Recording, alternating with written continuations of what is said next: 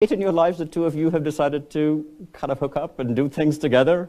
Tell me, what was it? Where did that late in your life come from? Early in your life. There's a lot of life in both of you. I know that for sure. If you're feeling little, you're So, how did the two of you decide that this partnership was something that you were going to form and start to work with each other? Or maybe you just start and then I'll let Paulo follow as well. Go ahead. Well, we met. You know how to work? I don't know how to work anything in these days. It's working. It's working. Okay. Yeah. Here's my flip phone, incidentally. I was on the board of Gillette, and I'm not sure exactly what year it was. Hang on. No, I don't think it's working. Yeah. Now it should be. Okay. Is it working now? Yeah, it's working now. Yeah.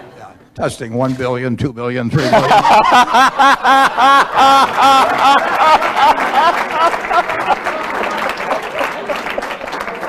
That's all I'm talking at Harvard. I mean.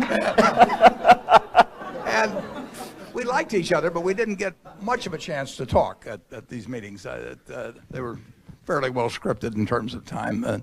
And I consider it one of the larger mistakes in my life that we didn't really team up as partners till considerably later. But he and we're on the same wavelength.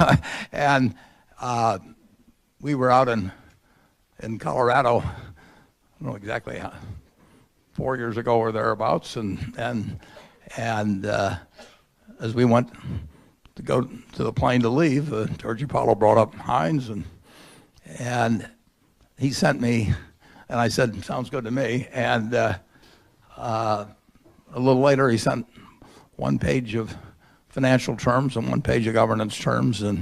And just as would have been the case if I was doing something with my partner, Charlie Munger, basically I didn't have to change a word. I mean,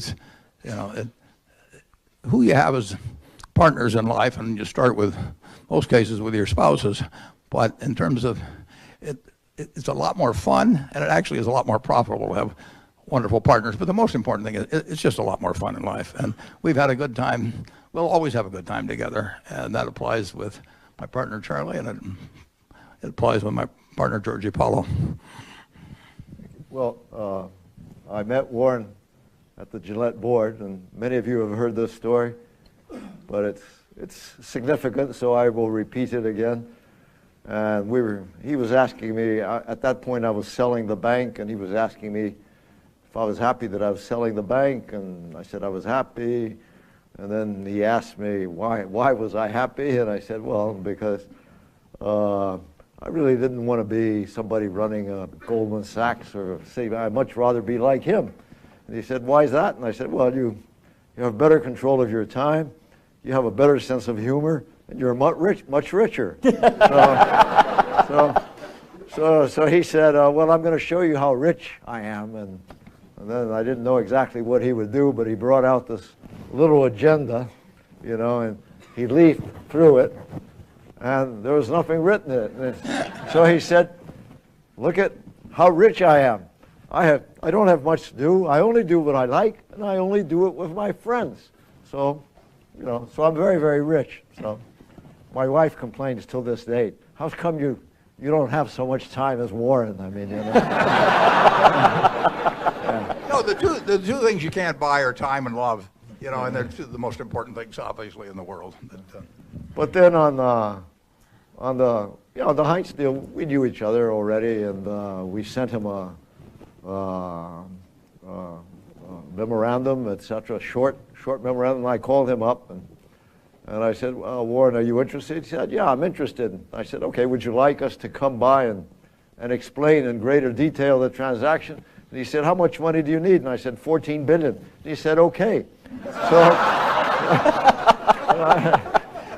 So that sort of shook me up. And then I said, how about governance? And he said, well, send me a memo, and if it's okay, it's okay. And so that's it. So you get answers from him right away. They're very clear.